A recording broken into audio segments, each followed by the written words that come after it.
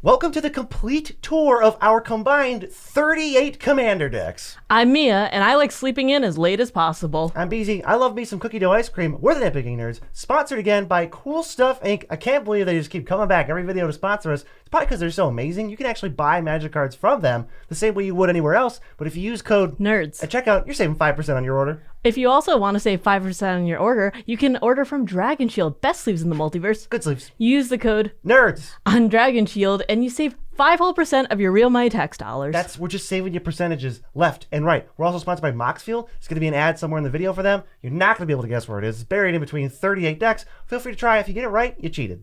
Also, happy birthday to everyone whose birthdays today and your pets. And extra special sponsor of this video in particular, Cook and Becker. They have high quality prints. We're talking gaming. We're talking merch. They make and sell exclusively museum grade certified art giclées. That's very fancy. For you, if you're feeling fancy, you can check out their new collection of MTG prints and video game merch at the link in the description. We got it all set up for you. Go check them out. Today, we're going to be talking about all of our decks. Between BZ and I, we have 38, ranging anywhere from budget, $20 budget actually, to CEDH, fringe. But right now, we're just going to get into it. The first one we're going to talk about is BZ's $20 Galta deck. Yeah, Galta's a 12-12 that gets reduced based on the amount of power you have in play total. So this deck's looking to keep a lot of power on the board in various different places. Kind of have to hide it because creature board wipes are always a problem. So there's things like Dodgy Jalopy. Not only is it very powerful, equal to our commander's size when it's out, but it helps power out our commander by being not a creature. When we don't want it to be a creature, it's just stuck as an artifact. Great, fine. They wipe the board. We can replay a creature, crew it. Now our creature count is huge. Honestly, this deck is really powerful and explosive. It doesn't have a ton of removal, but it's really hard to keep Galta down considering that cost reduction also applies to commander tax. Yeah, Smuggler's Copter is going to help crew. It's going to help keep the power on the board. It's going to make Galta super cheap to cast. I even like Treetop Village. Kind of acts as a weird Ancient Tomb because if you pay 2 mana to animate into a 3/3, Galta costs 3 less, but you only spent 2 mana to do that, so it's like a weird little ritual. And then, of course, the deck's just power matters. You have a 12/12 in your command zone that costs green. So you're going to play Monstrous Onslaught, Divide 12 damage, Goreclaw, make it even cheaper, make your other creatures cheaper, and then Surrock, which I think is a pretty valued addition of haste. Galta's great, but if you can't attack with it, it starts to feel pretty slow. Yeah, I mean, the 2 hits for commander damage, you're dead with the trample is very threatening, but if they do have the blockers for it, or there's you're afraid that's gonna die, even with a 5/5 death touch, it might not be worth to swing into sometimes. Yeah, but this deck does slap for a budget deck. It can really put a lot of pressure on you quick, and there's things like, exponential growth. Sometimes you're just dead. I'll double Galta's power twice, 48. Yeah, it gets out of hand really quickly.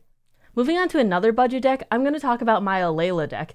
It's a 2/3 Death Touch lifelink flyer that says whenever an artifact or enchantment comes in under your control, you make a 1/1 flyer, and other flyers get +1/+0. So my big game plan is to bounce cheap artifacts from hand to the field and back again, and then keep playing them to make more fairies. It really becomes a lot of combat damage in the end, and they're hard to block considering they're all in the air. Yeah, and you went the artifact route, right? You kind of ignored the enchantment thing. Yeah, there's a couple enchantments in there, ones that I think there's Thopter Spy Network and stuff, Fair and enough. it really helps, but it's mostly artifacts, 2 and 1 mana artifacts. There's some Aether Spellbomb that will help with removal, or if I can just keep bouncing it, it's only 1 mana to play. Scrap Trawler, when the entire board gets wiped, I can just stack it so that a bunch of my artifacts come back. And Ichor Wellspring, where it comes in, or if it dies, I get triggers on both of those. Yeah, and then you got finishers. You're going to see Marionette Master. It's classic. You probably even see it another time on this list. It's just a classic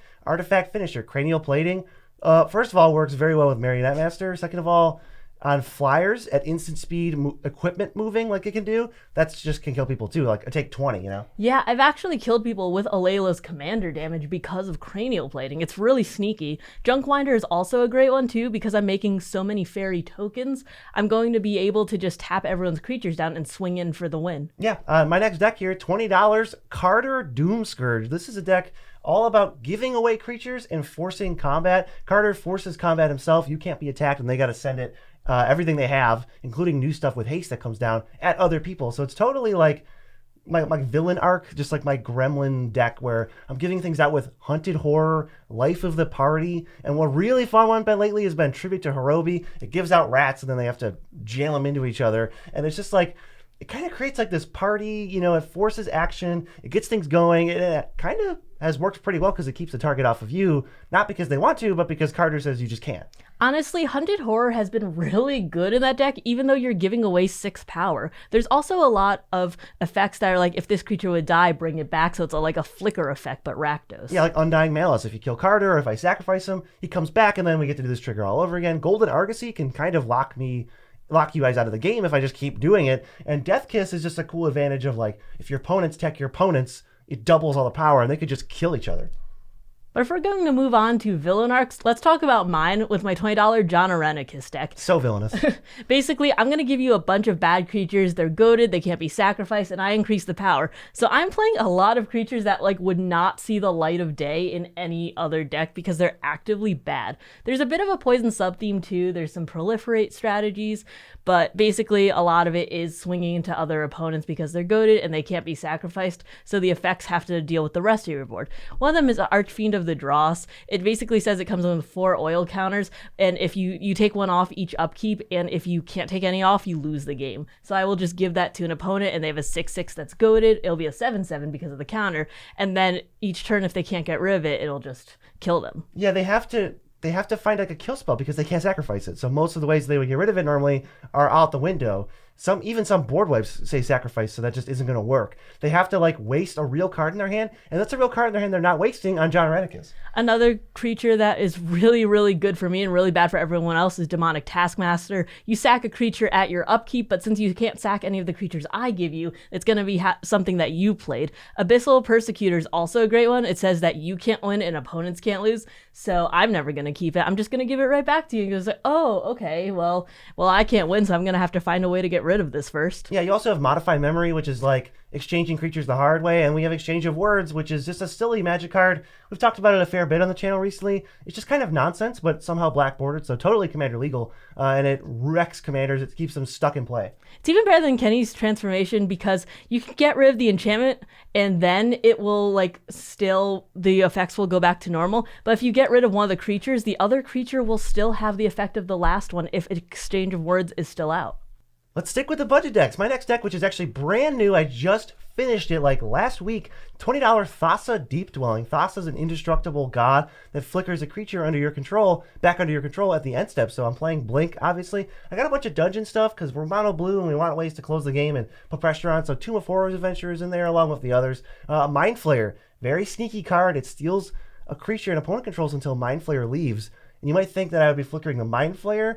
I'm going to flicker the creature I stole because Thassa specifically worded that it says exile it, then return it to the battlefield under your control so it can steal creatures permanently, which is not nice. And then new card just came out, Ixalan, Scampering Surveyor. Seriously, in all of your non-green flicker decks, this is like a staple, and I totally missed it from the set, but I love this card. I honestly think that when you have a commander deck led by one of the gods, it's so durable. I love it. I love having an indestructible commander. I've built quite a few gods now at this point. I built a Karamitra deck in the past. I had an Ilea deck for a while that I loved. Now we got Thassa. Yeah, I'm really excited to see this in action because it hasn't even been played yet. Yeah, it's tricky to win.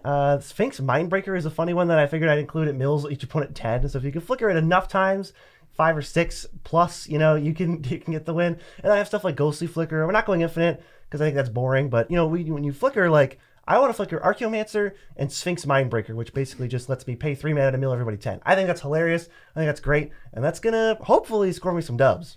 But if we want to go a little bit fight related, I have a $20 Vrondus deck. Basically says anytime he takes damage, you'll make a 5/4 dragon that doesn't fly, unfortunately. That says when it's dealt damage, you sacrifice it. And every time you roll dice, you can deal 1 damage to him, which would proc the making a dragon trigger. So the big deal with this is you're going to make a big army of dragons with fight spells, dice rolling, etc. And then there's also a dragon sub-theme, which really helps just buff your army. This deck is sweet, and this card is sweet just because it's so weird. Rolling dice and dragons together and damage and fighting makes for just the weirdest looking deck, but it totally works together. Honestly, I can cram in some of my favorite dice rolling cards. It's really fun, like Wand of Wonder. I think that's pretty bad elsewhere because you never know what you're gonna get, and you don't even know if you could play more than one of them. But in this, because I'm getting a 5/4 out of it also, it's pretty nice. You actually care about the only part of Wand and Wonder that basically no one else cares about. They're like, give me spells to cast, and I have to roll a dice to get, or a die to get them. You're like, no, let me roll a die, and then I get spells too. Great. Yeah, Pair of Dice Lost is also a great one in this because you're going to roll two d6s and then you're going to get back the total mana value of what you rolled, which could be really bad if you whiff, but you bare minimum, you get back all of the lands that you put into the graveyard. Another Unfinity card that is slept on because it does get back all lands. And I think it's currently in the Magic Online Vintage Cube right now, and I don't think it's unplayable there. So just like, just remember that this card exists and it's pretty sweet. You got like Thrakkus the Butcher to double Dragon Powers, Primal Might for some fighting, and then Warstorm Surge. That's kind of silly when every time you do anything, you get a 5/4. Yeah, there's a lot of triggers for when creatures enter the battlefield that you could pay into if you have extra mana, or just fight spells in general, because you're going to remove a creature with Rondus, and then I'm also going to get another creature with it. It gets out of hand pretty quickly. Yeah, I've played against this a fair number of times. It throws out big punchies. Another very recent deck for me, though, is $20 Trostani, Celestia's Voice. Can you tell that we love building on very tight budgets? This deck's all about creating tokens and just gaining a million life. It's actually sort of hard to weaponize life gain when you can't afford cards that cost more than like $3 or $4. Even if you want to, that's splurging too. I'm talking about like I can't really afford a dollar card in this budget, but like we still have a million ways to go wide. March the Multitudes, call the Coppercoats. I'm going to surprise you on end step. I'm going to make a bunch of tokens. Maybe they're pumped by Intangible Virtue. Then Trostani's gaining me a bajillion life. And I've even got some like hilarious forms of life gain that maybe aren't the best, but they sure do gain me life. Soul of Eternity. Not when you play it, it's equal to your life total. So if you play it after Trostani, you just double your life total. That's how that works. It has Encore. So if you in Encore, you get 3 tokens. You double your life 3 times, attack with all of them. Then Trostani can actually populate and double your life a 4th time. Honestly, I've seen this deck played a lot, and BZ can just kind of wait out a lot of the game too because he's gaining so much life that he could dip down to like 15 in the beginning, and then you blink and he's at like 75 and then like 150. Yeah, so life gain kind of has some inherent value in like these lower budget type like metas we're playing in, where there's just not access to like combos and all this stuff that are, well, we just choose not to play combos because it's not very fun for us, but there's not access to like Crate Roof. We're not going to deal 100,000 to you. So I find that I almost always make second with this deck and survive long enough because I'm just at 600. Yeah, it's really easy to gain a lot of life. I have seen a couple times that it is hard to close out, but when you're swinging for 8 a turn, but you're sitting at 700 life, I think you know who's gonna win. Yeah, we got time. What's your next budget deck? My next budget deck is a $20 Yarok deck. This is a commander that doubles ETB triggers of any permanent. This includes lands, creatures, etc. And I think it's really, really fun because I try and get value from Yarok by doubling things like initiative and battles and stuff. Yeah, the battles and the initiative is like a nice little spin on this that I haven't really seen, and it keeps me from looking at this deck and falling asleep. I really want to build this deck for a really long time, but Yarok was really expensive, and kind of all the lists look the same with like Conjurer's Closet and stuff. Field of the Dead. No offense, Fieldy.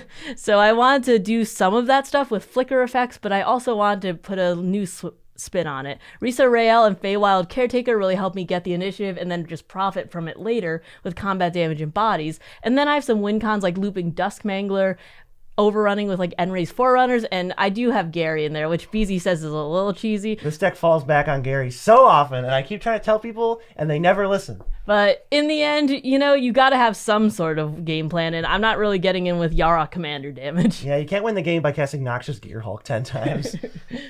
Next up for me, it's $20. I want to challenge myself for this one. This is Wernog and Bjorna. I was wondering if I could make a 4-color non-green mana base work in $20, and let me tell you, easily. It actually wasn't even that hard. This mana base works pretty well. It doesn't have, I don't know the exact number of tap lands, but it's not more than 10 or 12, which is like pretty fair. That's usually my goal in like lower power decks anyway. I think the mana base works perfectly. I was super happy with how this came out. This is like a 4-color artifacts, blinking tokens, also legends, and it kind of just is like this amalgamation that works. Warnog makes a bunch of clues, and Bjorna can sack artifacts to goad creatures. they are not like the win conditions, but they help power up some of the shenanigans. We got Lauren, which is great in this deck because whenever a legend enters, including my 2 very cheap legend commanders, I get back an artifact. Honor Worn Shaku, tap an untapped legend, it untaps. Well, I have 2 very cheap legends in the command zone. I think this is a fun take on like legends matter, considering there is like Joda, which could really spiral out of control, but they all kind of look the same after a while. I sleep for Joda. I am bored by that card, but this is like a really cool. I feel like a mad scientist putting this together because I'm like, oh yeah, I have $20 and here's the 4-color deck and I have 3 different themes. I'm winning with Marionette Master. I got Agent of the Iron Throne. I might even add that new card from Ixalan, the one that says like tap. Sunshot something, tap 2 untap artifacts, ping each opponent for 1. You make so many clues. Warthog is fun.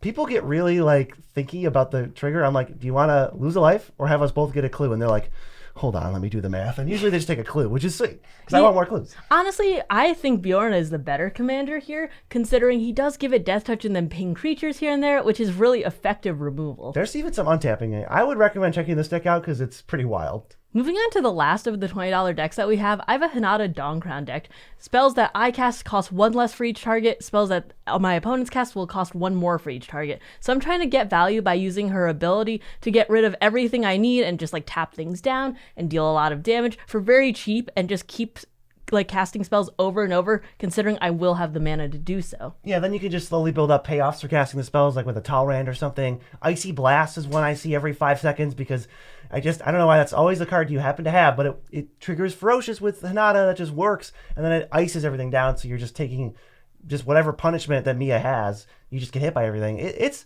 an annoying commander, but it's perfect for budget because all these cards were kind of janky and unplayable anyway. Yeah, Levon is also a really hard hitter in this, considering all of the CMCs of my spells will be like 10, 11 if there's like 10 targets and then 1 colored mana that I need, and a creature will get +X+0, which will be like 11 in this case. Yeah. It just hits so hard. If Hinata's out and there's 17 creatures on the battlefield besides Hinata, you can tap, you can Icy Blast for 16.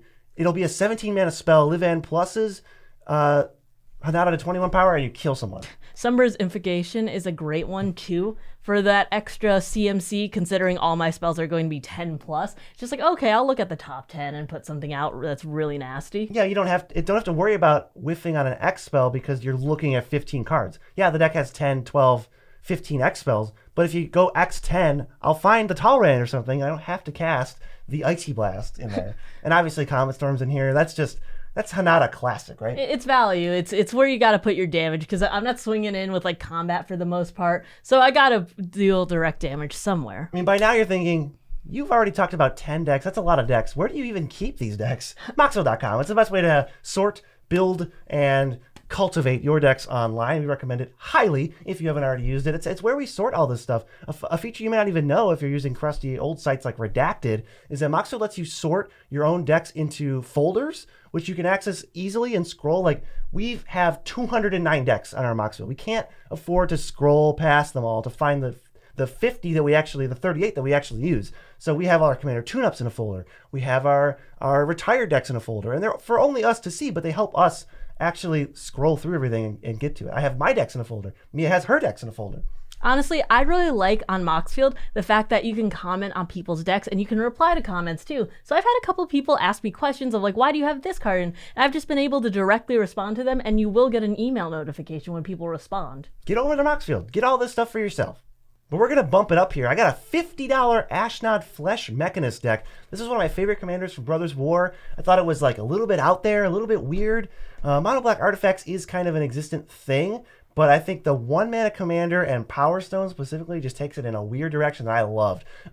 She stacks a creature when she attacks to make a Power Stone, and I can maybe pay 5 mana to make a 3/3, but I'm probably not going to do that. The deck plays a ton of crappy commons.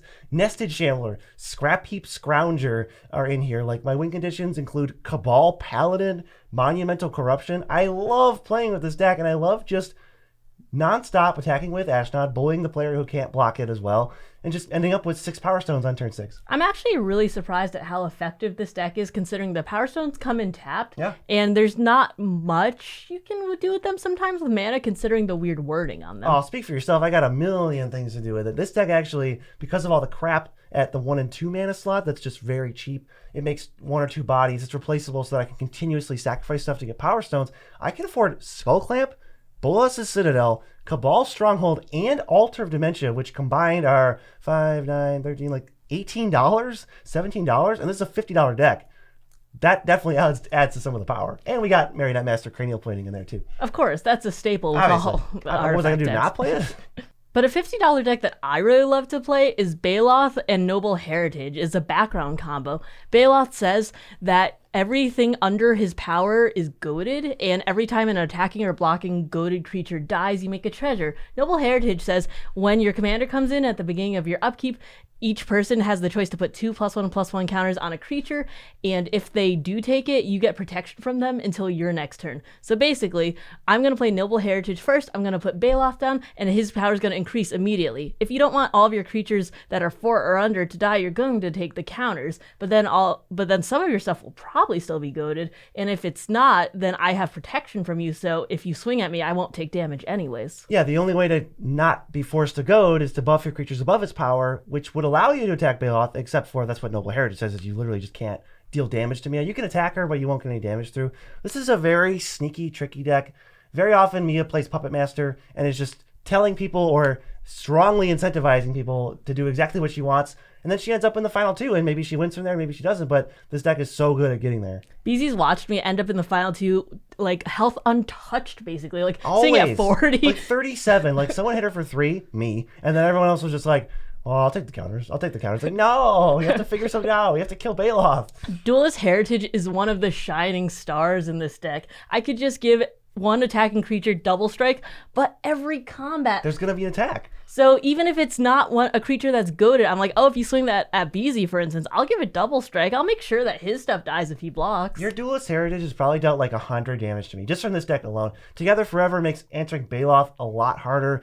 It's like, I want to bounce it to her hand instead of kill it, like, because it has a counter on it all the time. And then you're just going to, if it stays in play too long, you're going to fling it. But Baloth's going to have a giant amount of power at some point, and while commander damage is good, sometimes people have the kill spell. So I'm just going to put Fling in my deck and just aim it at someone's face sometimes, or just at a really big threat. Chandra's Ignition is also a great one. That's one of the splurges in this deck, but it wipes the board of everything but Baloth, and sometimes he gets up to like a 16 or 18 power. Well, and then you can just kill people. Coincidentally, my next deck is also my sneakiest deck because it'll come out of nowhere. We just talked about this actually on 7 Most Sneaky Commanders. You can go watch the video on our YouTube channel. Balmor, Battle Mage Captain. It pumps your creatures +1/+0 and trample, which is super huge. When you cast an instant or sorcery, this card is overlooked a little bit, but let's pretend it isn't. It's still a gigantic overrun in the command zone for however many spells you can sling. I love this card. You get to play, since you're on a budget, a little bit weirder stuff because I want to make tokens and instant speed to surprise you with. Maybe I play Balmor, pass the next turn, and you go, well, how bad could it be? Well, I'm going to play Goblin Wizardry, make some Goblins of Prowess or Occult Epiphany, make some Spirits, untap with all my mana, cast a bunch of spells, maybe with some cost reducers. Those are pretty big in this deck. And then all of a sudden, you're taking 30. I think the real deal with this deck is the fact that people overlook it because Balmor's an uncommon, and the fact that it is it, so people don't expect you to win as much with combat damage. Also, the fact is, sometimes BZ will hold up like 2 mana or something, and I'm like, what you got there? You see a pair of goblins? He's like, yeah. Yeah, you see a pair of goblins in the deck, very versatile. It can be a +3/+1 trample overrun, or it can just be make 2/1/1s that will later grow to large size. For win conditions, I love the like one-sided wipes you get in Izzet. There's Immolating Gyre, which just like wipes everything that you don't control, and then Volcanic Torrent is the same thing. All my stuff's untouched. It's all huge. It's all 18 ones with trample, and then we'll throw in a Haze of Rage. Not only is that good because it has Storm, triggers Magecraft, triggers the cast the first time you cast it, but I can put it back in my hand with buyback, cast it again. The numbers start to get real silly. Even with just Balmor, a couple tokens, and like 8 mana, you go Haze of Rage for 4 mana, buy it back, you get +2/+0. Then you play it again, buy it back, you get +3/+0. You now have +5/+0, and you spent 0 cards. People look at me like I'm crazy when he has 2/1/1s out and Balmor. I'm like, oh, he's gonna win next turn. Just kill Balmor. They're like, what are you talking about? I'm like, fine, I'll swords it. Yeah. I'll show you. You seem like a tinfoil hat. Well, then you swords it and people are like, why are you bullying Beezy?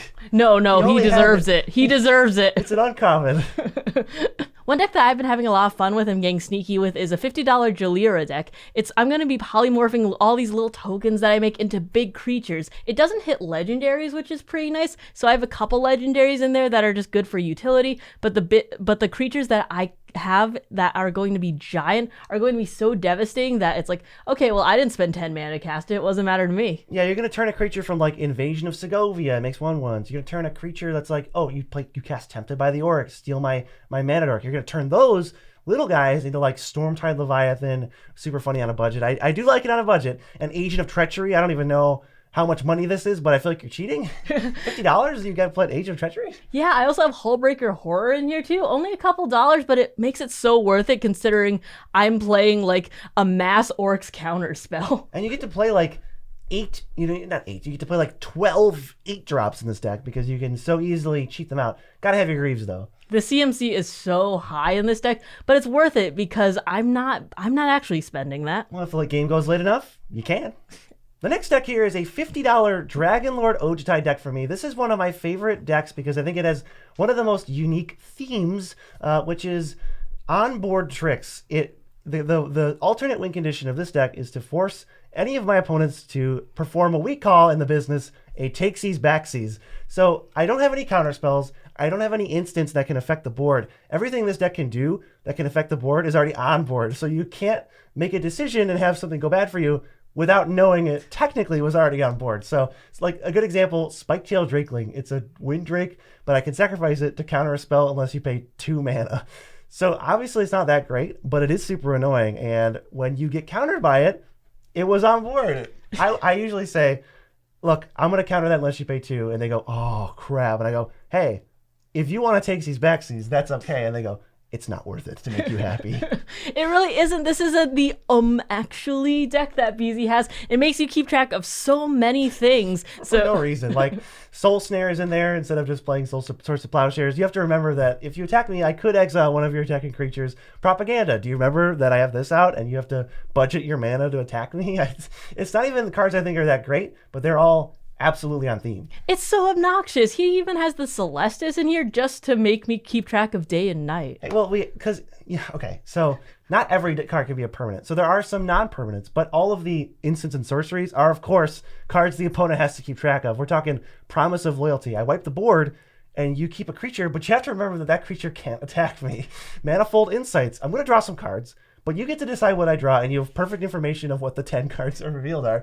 It's super, super funny. And the win condition, one of the main ones, besides having a 5/4 in the command zone that hits you pretty hard, is Approach of the Second Sun, which, of course, you must keep track of where it is in my library.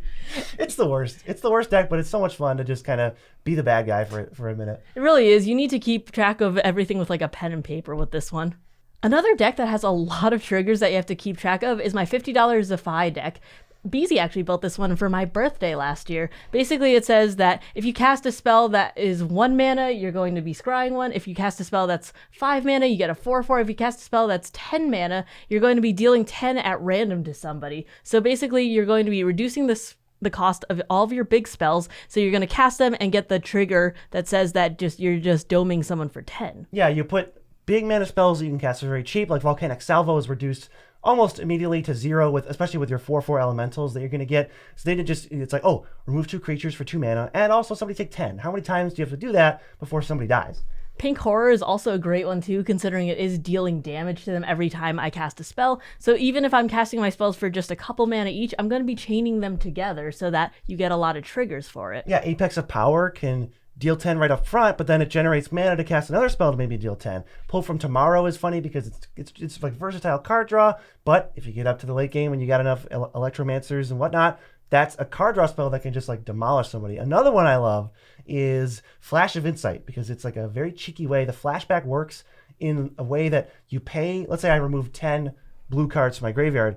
that now makes the mana value of the spell at 12, I think, because it's got 1 in a blue and X. So that deals, you spent 2 mana, but it deals 10 damage. Yeah, I really do like this deck, but it is a lot to keep track of because if you're casting a big mana spell, that's going to be 3 triggers on Zephyr alone. You got to do some math. You got to do some math on okay, I'm dealing 10, I'm getting a 4/4, and I'm scrying 1. Okay, this one is just a scry 1. Yeah, you actually churn through a lot of your deck with this deck, honestly, and your opponents actually take a lot of damage from that deal 10 ability. It's pretty cool. It's definitely relevant. My next deck, super aggressive. It's my most aggressive deck. It's $50, but it feels like it's not budget at all. It's Ixal, Scion of Atraxa. She's got Toxic, and if I corrupt you with 3 poison, I can start drawing cards from your deck. So I can lean on that a little bit to get advantage, even though it's not the cards that I would love, and they're not going to synergize a ton. I'm still hitting ramp, I'm still hitting removal, still hitting some card draw. Every deck's got those. So this is just a really aggressive deck. Gets low to the ground. I have 6 1-drops with poison, including Venerated Rot Priest and Skrelv,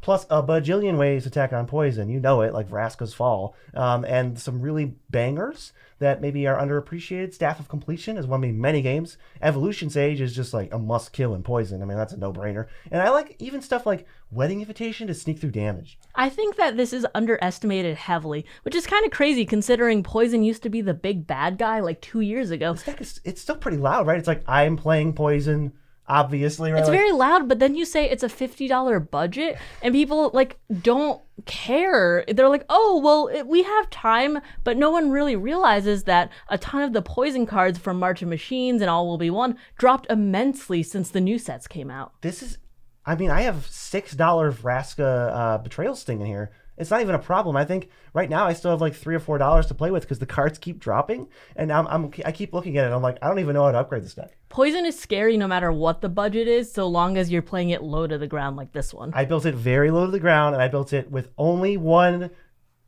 object to poison you as fast as possible. I think a lot of people have fallen into mistakes playing 6 and 7 mana cards that can poison people, or creatures with infect, when you just play all the 1s, 2s, 3s, and 4s and maybe top out with like Putrefax and just kill people. They die real quick.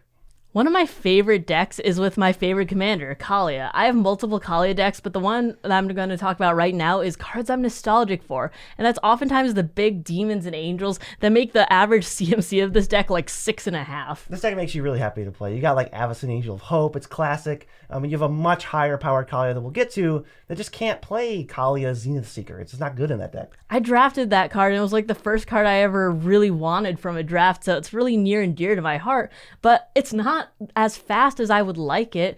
Brizella is another one that's really not that fast, but it's one of the cards. Cool. Yeah, it's what got me into Magic, or at least one of the cards that did, because it's so cool. Ink Shield, it's not good. It's really hard to keep up that 5 mana and be like, okay, I hope they attack me for 40 right now. But it's really fun, and when you get that gotcha moment, it feels so good. Yeah, and you also have Reconnaissance, which is actually just good with Kaalia. Totally, like, there's nothing. It's just a good card.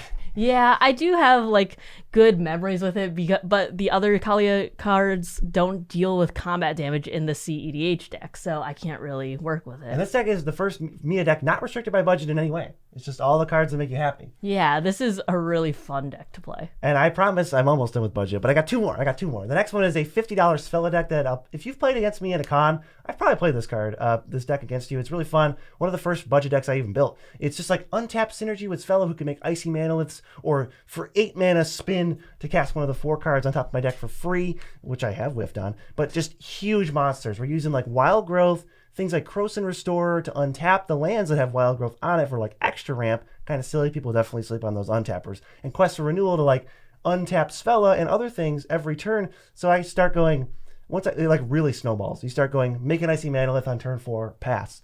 Turn 5, make an Icy Manolith, untap Sfella, make an Icy Manolith. Then you're all of a sudden untapping her every turn, making an Icy Manolith, and you untap and you just start multiple times per turn using the 8 mana ability, and it's super sweet. This deck is just a testament to the fact that BZ loves making artifact tokens, but not treasures or food or anything that could be considered like mainstream. Yeah, not the mainstream ones. I want Power Stones. I want Icy Manoliths. We got big boy finishers in here. Sarkhan's Unsealing. I got a lot of 7-power dudes because I want to hit them, and that just like Mizium Mortars is my entire opponent's team. And Race Forerunners for finishers, and Artisan of Kozilek is a nice budget top end. I do have to mourn a cut from this deck. I had to cut Atali. Whoever's playing that card in standard, stop it. The 7 mana one is busted, and it was like $6, and I was already splurging, but now it's 12, and I had to cut it. Rest in peace, Atali. Please stop seeing play. Stop being a good Magic card. My next deck, actually, because I have slightly more decks than Mia, is $100. My final budget deck, and this isn't even that much of a budget. Ishkana Graph Widow. This started as a $20 deck, but I booped it up. It's Spider Kindred. It's my only Kindred deck, and I really wanted to have one, so I got to put all the payoffs here, and I don't have to worry about not having a Kindred deck now. Elven Chorus is going to help activate Ishkanal multiple times while drawing me cards. Maskwood Nexus makes all my stuff spooters, and Conjurer's Closet flickers Ishkanal so I get more spooters. I think this is pretty interesting considering a lot of the criticism of this deck prior when it was $20 was, I don't get it. There's not enough spiders in your spider deck, and it wasn't a spider deck, which was really funny. He just happened to make spiders with it. Right, so now I moved it to Spiders, aka Spooters, Kindred deck, and it's full on. We got Nyx Weaver, Rot Widow Pack, Lolth, Spider Queen. Those are the more functional ones, and I'm slowly but surely adding some of the worst, crappy ones so that it's more spiders. There's one that just came out actually in Lost Caverns. It's really good. It's a 4-mana 3/4 spider that mills 2. It's the best spider we've seen in quite a few sets. Best spider since Skyfisher spider. Oh, that's pretty sad. But the question is, because I've heard you say no about it on previous episodes, do you have Arachnogenesis in here? I do, because it's officially tanked in price, like $5. It really has. Moving on to a deck that I've played multiple times at conventions with fans and stuff, it's my Atraxa deck. Basically, this is a poison Atraxa deck, and it's trying to go as quick as possible. She has Keyword Soup, Death Touch, Lifelink, Proliferate, and also Flying and Vigilance, so she's just an all-around good card. I also try and get everyone to lose at poison at once. I think it feels really bad when someone just gets poisoned out immediately because they just can't get a blocker on the field. So I try and just evenly do it, which probably isn't the best win strategy, but it feels a little bit better. It's more considerate. With Ixal, sometimes you die.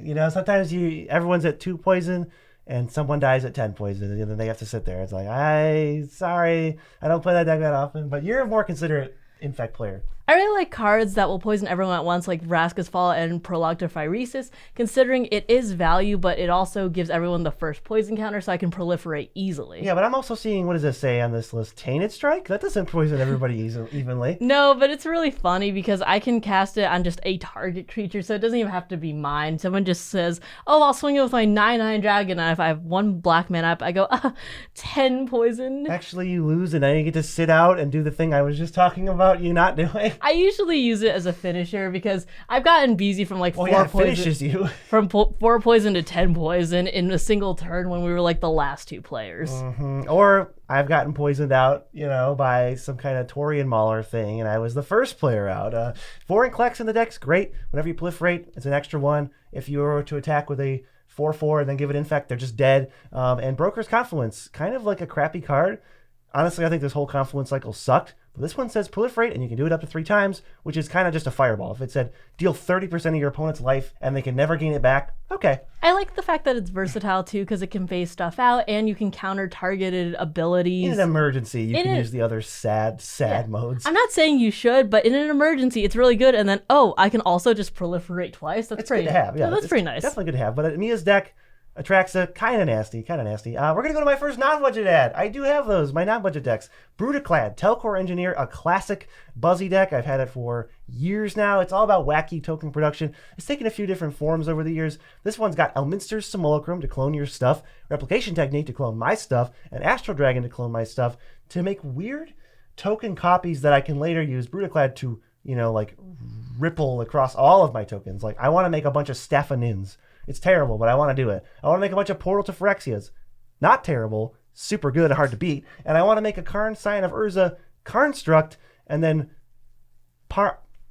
turn all of my tokens into Stars. So if I have 10 treasures and a Karnstruct, I now have a Mirror token, and then 11 extra Karnstructs, which are now all at least 12/12s. You're dead. I like the fact that this is a fun deck, so sometimes he does clone Portal to Phyrexia and it gets really nasty, but I've also died to like 26 Staff of Nins. It's super, when you get to do that, you're living the dream. So Brutaclad, I love you. I'm probably never taking it apart. It's just too wacky. The one I'm going to talk about now is my Edgar Markov deck. Honestly, this was my first deck, my introduction to EDH, and I really love it. So It's what got me started on Mardu. Basically, he says whether he's in the command zone or on the field, if you cast a vampire spell, you're going to make a 1/1 vampire. And he has some combat stuff too, but he mostly doesn't leave the command zone, so it's not it's not as relevant. You're going to create a ton of vampires using his ability, and you're just going to flood the board. There's a lot of lord effects in there, and in the end, it's just going to be a lot of combat damage, and there's some lifelink sprinkled in there too. You got Cordial Vampire. I hate this thing. It triggers way too easily. I don't know why it says whenever a creature dies, thanks Modern Horizons, I got to deal with this now. Sanctum Seeker is another way to drain people out. It adds up really quick. There's going to be a lot of vampires attacking, so it will actually really add up. Former of the Legion is going to tutor my best vampire to the top, and that's usually going to be Veto, so I can deal the damage around evenly, or Malakir Blood Witch, so everyone can just lose life equal to the number of vampires I have, which is usually like 7 to 15. Yeah, it's the Grey Merchant of vampires. Mia just found another way to spam Grey Merchant. It's really good, and the fact that it has pro white too, so it's not gonna die from like swords or path or something. No, it's a good card. It's not actually as annoying as Grey Merchant because usually you only cast it once per game, but this deck poops out a bunch of tokens, and I think it's a pretty fair power level. I like playing against this deck. It's fun. Honestly, it didn't work as well until I increased the vampire count to like 40 something, which is really crazy considering the commander is so powerful and feared. But if you are having trouble with this deck bricking and such, I would suggest to increase the creature level very high. My next deck is pretty near and dear to my heart because I workshopped it pretty hard. It's a very interesting and, dare I say, unique take on Cascade. It is Dargo and Kydel. I'm going to mix the fact that Dargo is recastable and costs 7 with the fact that Kydel wants me to draw extra cards. And it kind of like works perfectly with how the Cascade ended up going. So Flamekin Herald and Emoti are ways to give Dargo Cascade to then repeatedly cast him if I have like a Goblin Bombardment out. And that just kind of like is super cool. I don't know how that's not awesome. Flamekin Herald is one of my favorite cards they've made in a while. And then I have on the other side Sylvan Library and Brainstorm to set the top card of your deck so you cascade into whatever you want, the best possible option. And as it turns out, those cards draw extra cards for Kydel to make extra mana. Honestly, Cascade is one of those things where you're usually afraid of the first couple and you're like, oh, maybe it'll peter out. But this is really scary and it deals damage really quickly. One of them is a card we like to talk about a lot, Passionate Archaeologist, the background. He has 2 commanders, so it's going to deal double damage, especially when he cascades into another spell that has a giant mana value. Yeah, that was another huge, like, you know, when I was building this deck, I was like, oh, okay, this is another reason to maybe have 2 commanders and go the Cascade route, because this just makes it so that it's just going ham. And then, of course, you've got some complete wombo, like, dominate the game with just 1 spell cards like Maelstrom Wanderer, Apex Devastator, and Amanatu's Augury, which can cast maybe, like, a total of 11 spells or something. If you have like an Emoti out, it can go hard. But I love this deck. It's super fun to play. I love that it's like a marriage of a couple things, but it really works. It's been one of my more like successful decks. I'm happy you came to the conclusion that it is a higher power deck, considering I think you were in denial about it for a little bit. Well, I was like, it's Cascade, but then I'm like, wait a second, maybe I'm just the best deck builder in the world. It's actually the best deck ever.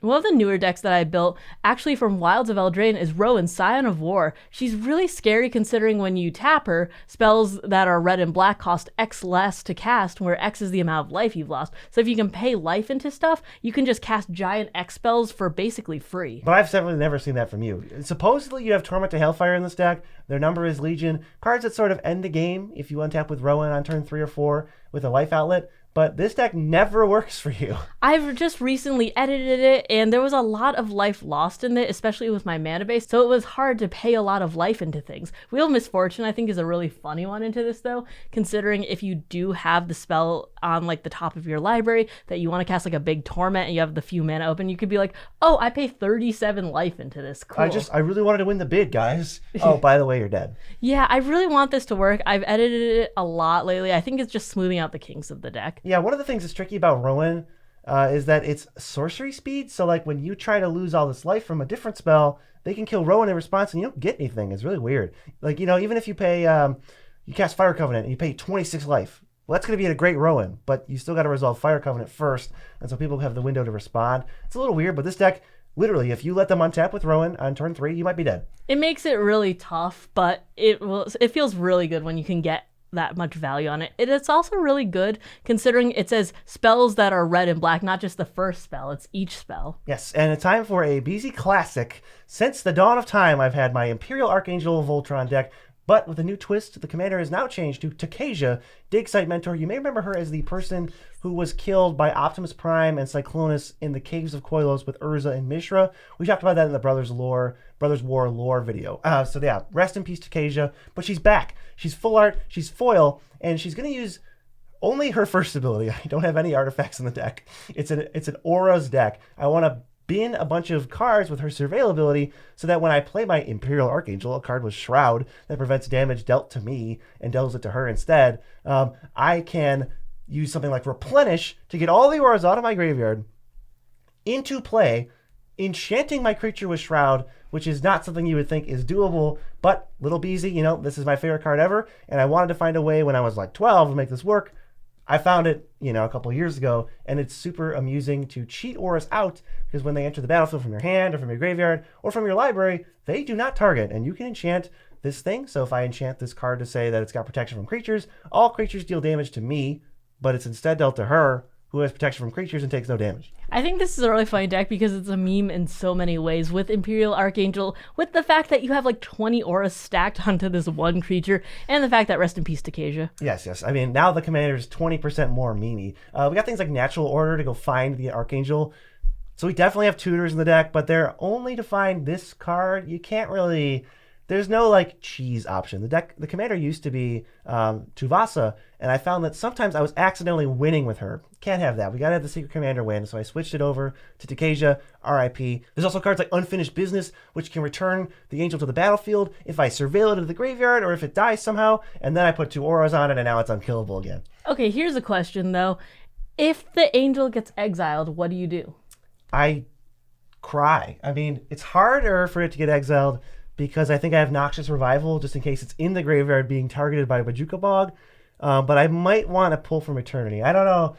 Because, it just... Why would you hurt my feelings and exile my literal favorite piece of cardboard, my favorite Magic card, this Imperial Archangel? Look, I'm just curious. Farewell is running rampant, and what if I just pick creatures and not enchantments? It's okay. It's cool. I got ways to protect against a Farewell. But the problem with this deck is that it can't protect against like graveyard hate sometimes. So the cards that can actually put auras from somewhere onto the play, enchanting a Shroud creature without targeting it, are Wargate to find it from my deck, Shielded by Faith to move it once it's already in play, and Civic Guildmage, which just for some reason doesn't target, so I can move stuff. I think this is a really fun deck, and the Angel actually deals a lot of damage, and it would be sweet if it was commander damage, but I think it makes it funnier that it's not. It makes it funnier that I have to work harder for this like quote-unquote bad card to make it kill people.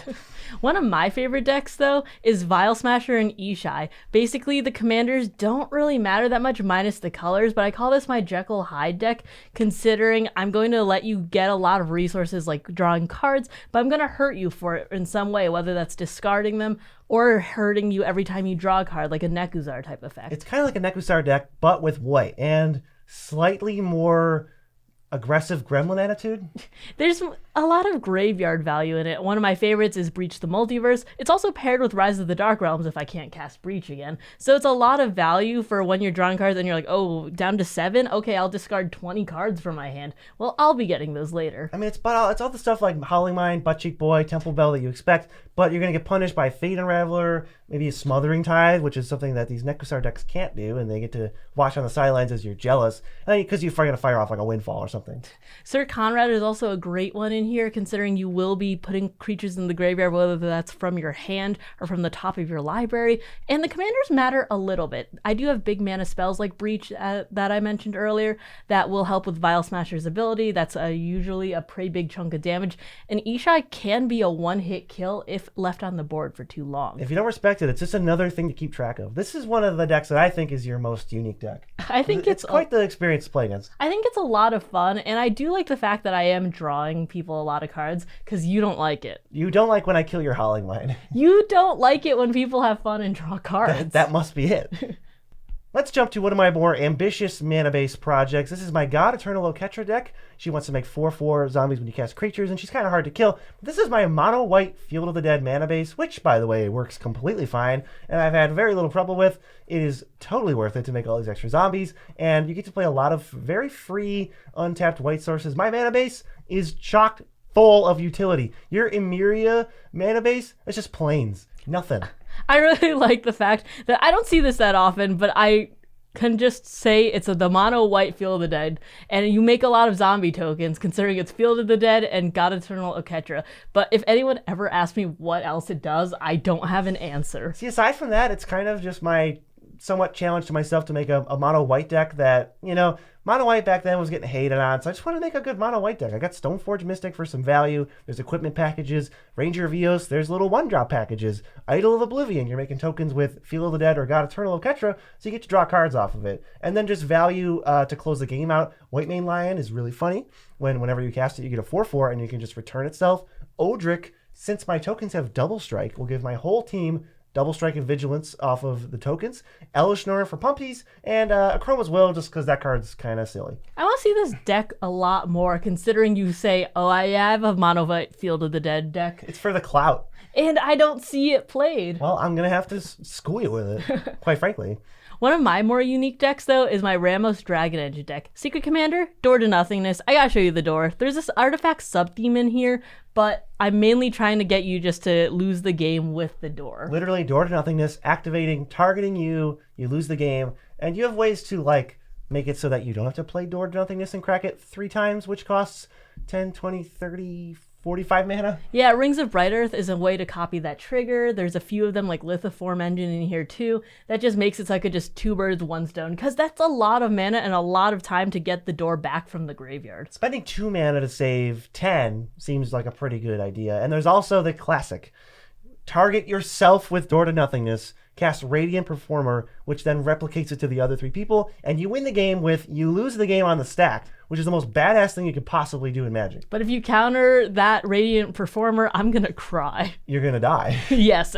There's also Emery and Phyrexian Metamorph to play into this artifact sub-theme. So Emery, if the door gets gone to the graveyard, I can bring it back, and Phyrexian Metamorph, I can actually copy the door, so I can just trigger it like that instead. Plus you got Amulet of Vigor to make sure that everything enters untapped, so we don't have to pay 45 mana and wait 3 turns. Please, no. With Ramos, I don't have to pay that mana all the time either if he has enough counters on him, which he sometimes does. My next deck is my favorite deck because it's Carador Ghost Chieftain, my favorite commander, and this is just nostalgia. My favorite cards exclusively, with almost no thought into how good this deck will be with these cards in it. It has no overlap with the deck that you'll see later, my higher power Carador deck. It's kind of just, I want these to be new cards that are not played in the CEDH deck that I have. So all my favorite stuff, including Field of the Dead, best card ever. Tireless Tracker, very satisfying. I've played a lot of Modern back when that was a playable Modern card. And Siege Rhino, whoo, he was my boy in Standard, and I have a lot of fine memories with Siege Rhino. So some cards that are semi-functional that I love, but then other cards that I love that are not good, like Bottle Gnomes, gain 3 life. Lingering Souls used to be great in Standard.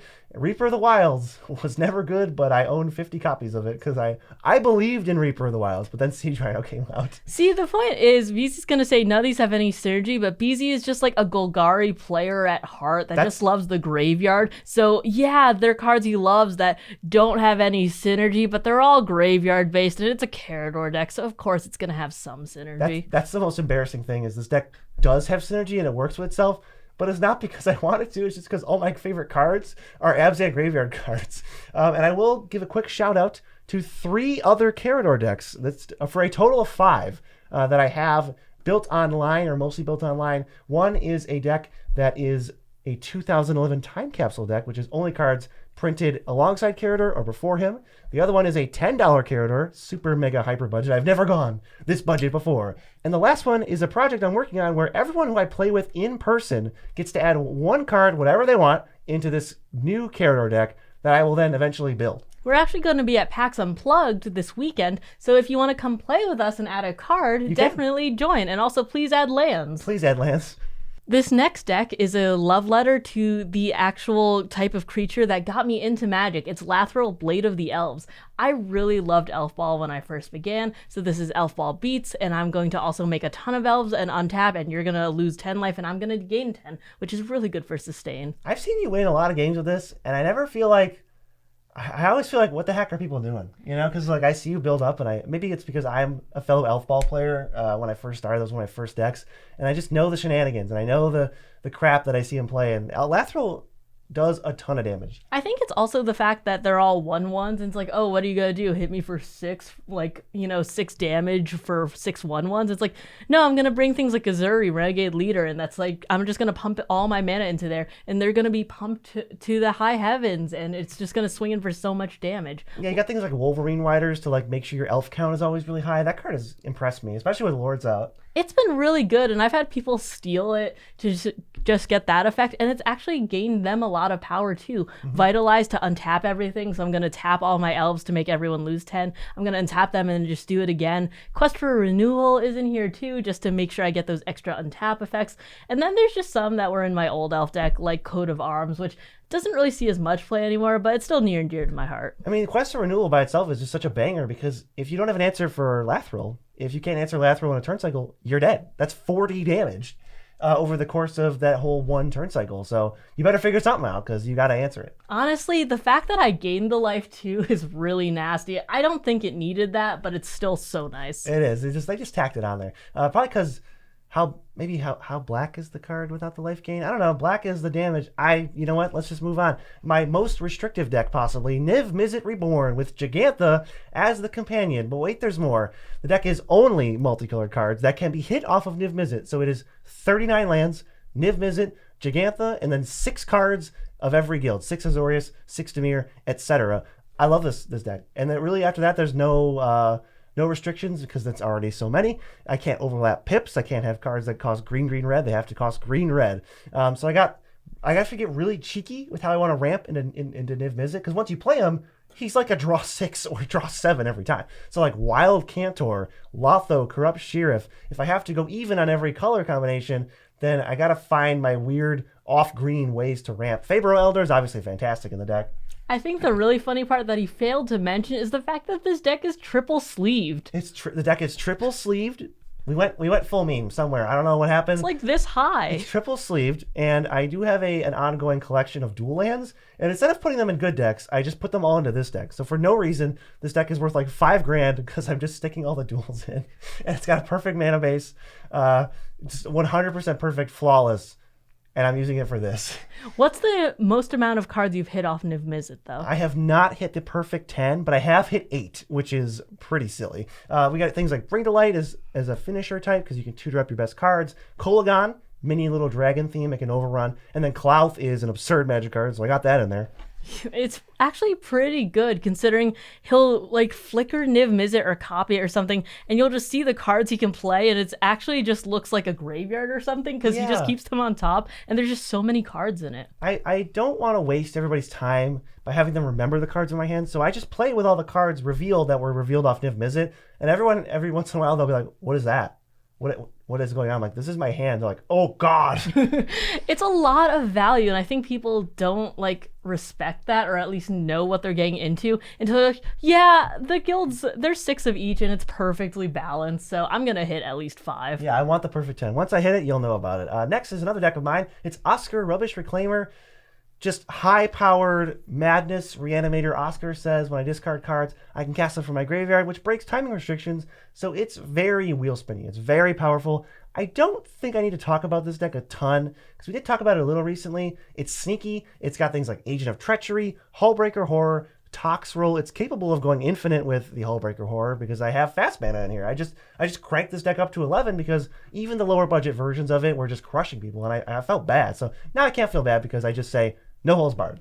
I like the fact that you also put in Nexus of Fate because that's one of your favorite cards and you didn't have a place for it. It's one of my favorite cards, but it's also extremely toxic. So I figured, hey, we're ripping through our deck. If I whip through my deck enough, I don't need a win condition. I just need Nexus of Fate, and I will take infinite extra turns. There's some cards that are brutal with this deck. It's gonna this deck utilizes them extra well. Rona is a looter, but she untaps when you cast things, and now you're casting things from your graveyard. So whenever you draw a discard, it's like you're drawing a card. And Lethal Scheme. This ends up being, it can read 0 mana, draw 4 cards, which you will then cast, and it surprises people. They go, wait, why are you casting so many spells? I thought you were casting a removal spell. I'm like, yeah, wait, hold on, it's still resolving. He loves this because he can just spin his wheels. There's all the baubles in here too, but just remember, it does fold to 1 Rhystic Study. He likes to remind me that, to keep me honest. It does though, especially with 2, you'd be like, oh no. I would just pass the turn.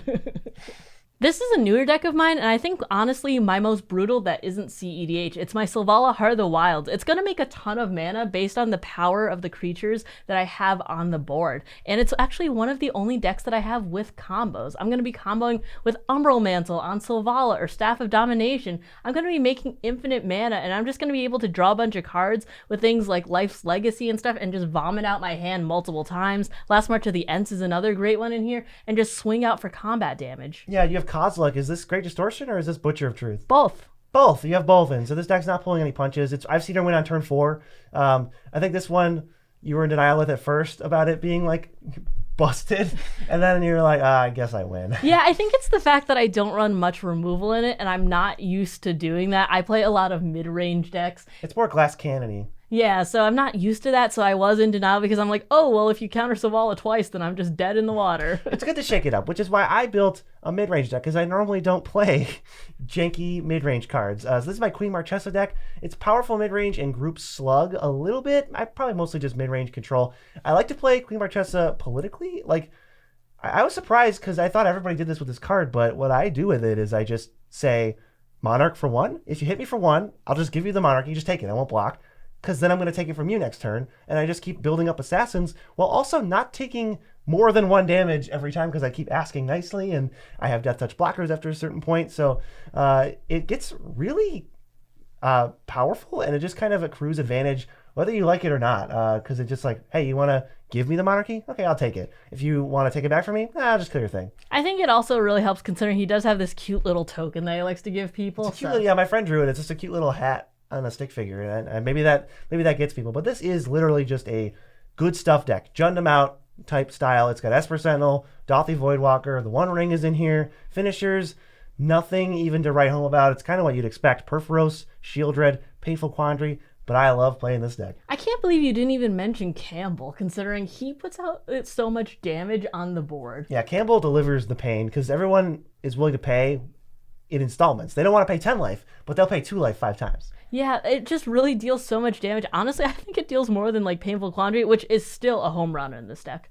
Next up is a deck I just recently upgraded. It's Beledros Witherbloom. This is a huge snowball ramp deck, plus Field of the Dead, and I'm not afraid to play tutors, at least for Field of the Dead. I only have land tutors in this deck, but I'm going to find it, I'm going to play it, and I'm going to make many, many zombies. This deck, if you don't kill Beledros, you basically lose. We've got early stuff like Essence Warden, Life Gift to gain life, but once Beledros gets on the battlefield, his ability to pay 10 life and untap your lands basically kind of just turns into an extra turn, but sometimes better. Plunge into Darkness is a very synergistic card with the deck. You can find a card if you're desperate, but it's a great way to gain a bunch of life off those pest tokens and then use the life to find an absolute haymaker. Like, we're going to untap our lands and we're not pulling punches, really. I'm going to play Villas. I'm going to play Reshape the Earth. Go search for 10 lands and make 10 zombies. Or if I have Vesuva out, 20 zombies. I'm going to play Nyx Bloom Ancient and then have so much mana that you'll probably just concede the game. I think people don't realize the fact that paying 10 life isn't that big of a deal to BZ. Not for this deck. Considering he will just gain it back. There are some points where he can't cast Beledros more than twice. You know, got Tybalt's Trickery or a Tail's End Who or would something. do that? Never me. And it's just a lot of mana to recast, and he's at like 15 life or something. The pests actually play a pretty big part in this deck. They do. This deck, sneaky. A little sneakier for what it's trying to do, considering it's trying to cast 10 mana spells and just like it's kind of like in your face. I'm gonna ramp, I'm gonna make a million zombies, but sometimes there's just nothing you can do about it. You're like, well, I can't attack you. You have 4 chump blockers at any given moment, and I can't go Beledros because you have 25 lands in play. It's a lot to deal with, but in the end, I think the takeaway is make sure to kill Beledros. It's a lot of value. And don't kill my Field of the Dead. It'll just make me cry. But we're going to talk about my favorite deck right now. It's my competitive Kalia deck. I really wanted to make sure that this was CEDH, like... Adjacent? Viable? Yeah, I'd say it's fringe, but it does keep the Heart of Kalia. I'm not really rushing towards like an Adnos combo. There's like a World Gorger loop in here with Animate Dead and Mount Doom, which I think is like really good considering the pace of CEDH. But there are a lot of creatures in the deck too that I had from my old Kalia deck. CEDH can't beat a couple of 6/6s in the air, which I've learned multiple times, and it's very funny to kill people with mediocre beats after you like Tibalt's Trickery. They're like Thassa's Oracle. Yeah, it could definitely hang. It's got a lot of tax pieces to slow the game down, so these other people aren't just going to run away with it. There's a lot of like rule of law effects. Lidvala shuts me down every time. I can't win through that card.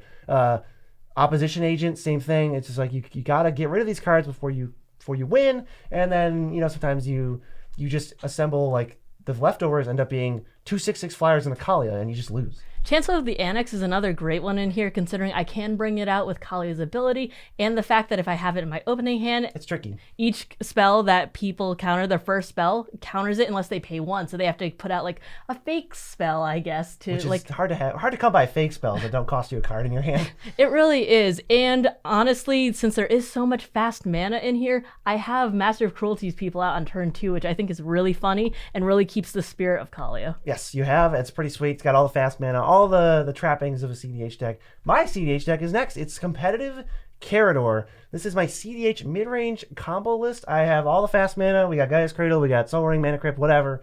We are ramping to the moon very, very quickly. And the thing I'm trying to do is cheat out kind of one of the 3 following. Protean Hulk's the main one. If Protean Hulk dies and no one has interaction, I win the game on the spot. But we can also find Protean Hulk with Pattern of Rebirth, which is easier to cast, or Academy Rector, which can find Pattern of Rebirth, which can find Protean Hulk, which then will die and I win the game. What happens is I go get Viscera Seer, Samwise Gamgee, Cauldron Familiar, and Grand Abolisher. If you let this resolve, you can't cast spells. Then I sacrifice the Cauldron Familiar with Foods and Viscera Seer and Samwise to just loop it and win the game. Keeping an op agent is really important for this deck, considering it relies so much on tutoring. It tutors all the time. It's very, very, it can get a little aggressive. You can try to win the game on turn 2. It's like, I got Natural Order and a Stack Outlet. Let's do it. Let's Honestly, jam it. as you said earlier, Limvala and Drenna, Limvala kind of shuts this down. It does rely on the mana dorks more than you'd expect. Mana dorks are really good. Turns out they're like one of the best ways to make mana. But yeah, this is definitely my strongest deck. I love it. It's so much fun to just take off all restrictions and go, I am going to kill you as fast as humanly possible, or my name isn't Competitive Carador. We've been playing more competitive lately. It's been a lot of fun, considering it is a shift from the other casual that we've been playing a lot of, like Budget. And some of these commanders made it on our 7 most sneaky commanders in the entire format video. That is right here. I would recommend, if you're looking for commanders that fly under the radar, check this out because people are sleeping on these ones. And Mia, what's the tip of the day? Resleeve your decks if your deck's sleeves are split.